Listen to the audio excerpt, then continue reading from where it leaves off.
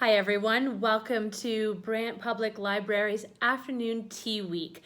This is a week where we're going to learn about afternoon tea. We're going to do all kinds of fun etiquette and trivia, tea tasting, centerpieces, and all of those kinds of things. So thank you for joining us. Today we're going to start off with etiquette and trivia. So 10 things you need to know about afternoon tea. Number 1. Afternoon tea has two different names, high tea and low tea. High tea refers to the working person's dinner. So a high tea is the high table that you eat at, your dining room table. This will include often meat pies, quiche, savory dishes, along with a center or middle course and a dessert. So this was often a full dinner, often had around 5 or 6 o'clock at night, and that is high tea. Low tea, on the other hand, refers to the low table you would be having low tea at, your coffee table, when you're lounging around waiting for dinner.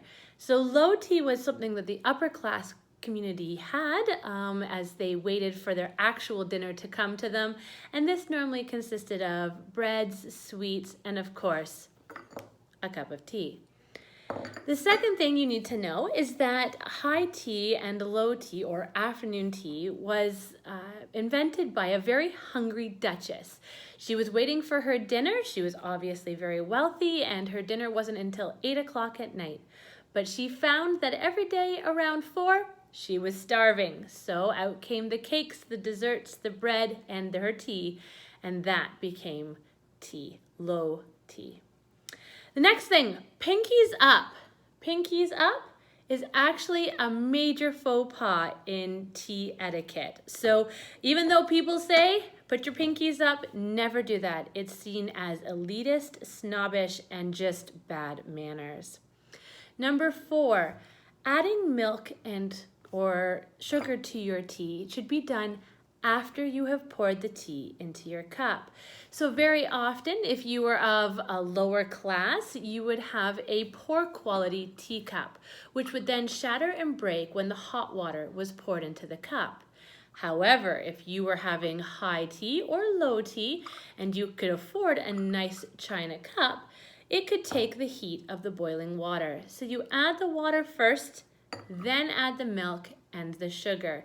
Your saucer and your cup won't break, and you will be seen as a very proper tea goer. Number 5, is it rude to dunk your biscuits? So at home, everyone knows you can dunk your cookies in your tea, you can dunk your biscuits in your tea all you want to, and it's very normal and very accepted. However, when you are in public spaces, you must refrain from dumping your biscuits in the tea. Keep your tea and your biscuits separate.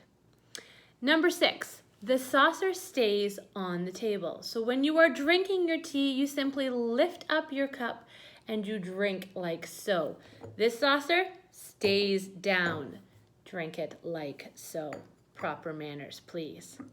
The next is don't over stir. So we are not making a whirlpool with our tea. You add your tea, you add your milk if you want to, you add sugar or honey, and you do 1/2 stir of your cup.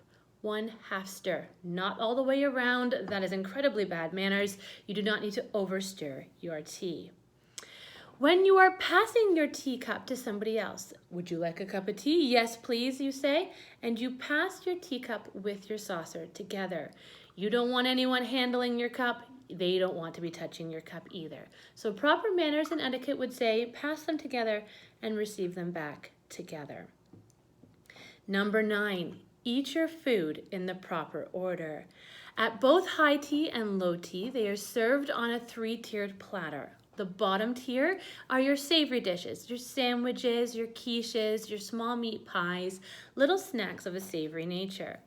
You start with that. Then you move to the second shelf, or the second tier, where you are going to have your scones, and then your final tier are your desserts. So bottom to top is how you work it when you eat an afternoon tea.